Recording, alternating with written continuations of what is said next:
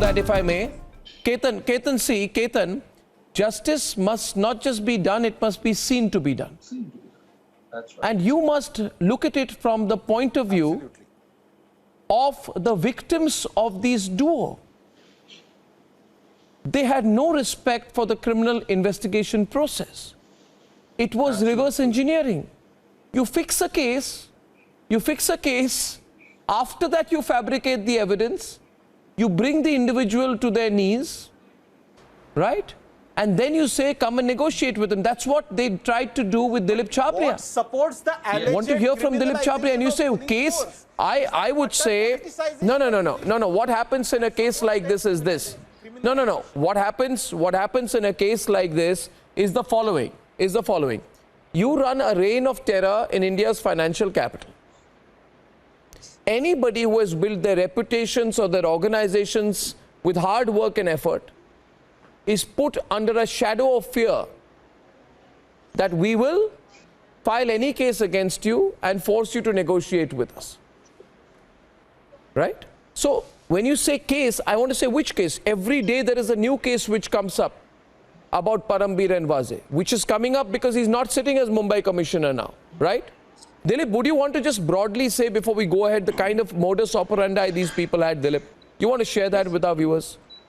Thank you for this opportunity. And also, I want on this aspect, before you come in, Dilip, I want PK Jain to hear. No disrespect to you, Mr. Jain, but let me remind you, you had blind faith in these people.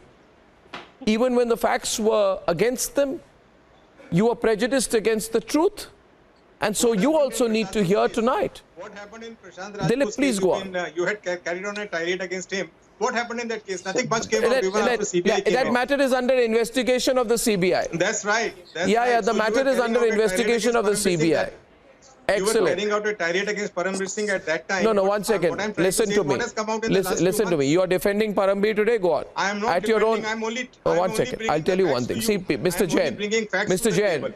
Mr. Jain, listen. I don't. Mr. Jain, one second. Listen to me, and don't worry.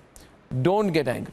You need to investigate, right? You give me. You have to realize the seriousness of the situation out here, and Mr. Let me, one second, Mr. Jain, I am completing a point right now. You need to hear from the way in which these people operate. And I believe, I'm telling you one thing. Dilip Chhabria was threatened to pay 25 crores by Sachin Vaze and his CIU colleague Riaz Qazi to ensure his family does not go to jail.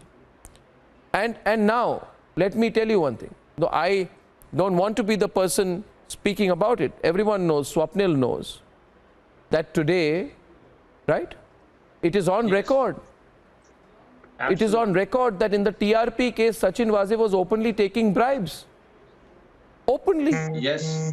The Broadcast Audience Research Council, the rating agency paid a bribe in cash.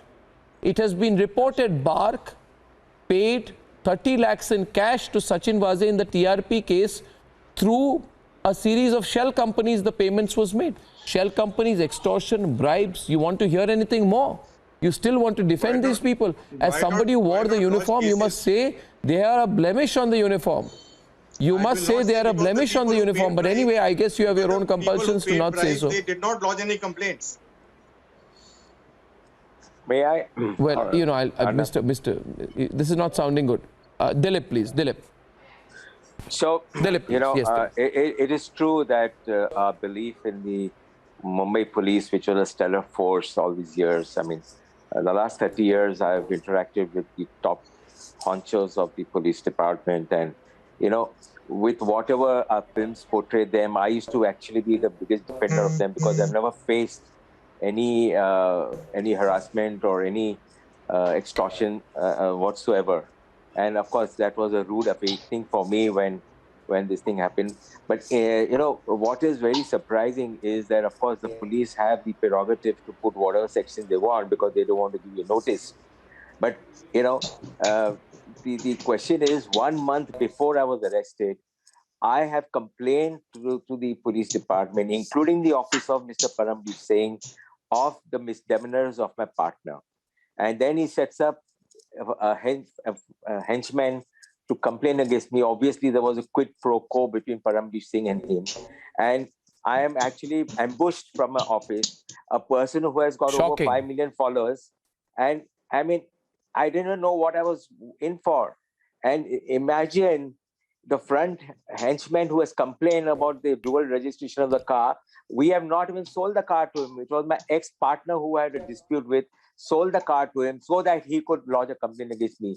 I mean, it's so absurd that the Mumbai police should actually have gone into what a scandal. Should have gone into the antecedents of the case before they arrest someone like me.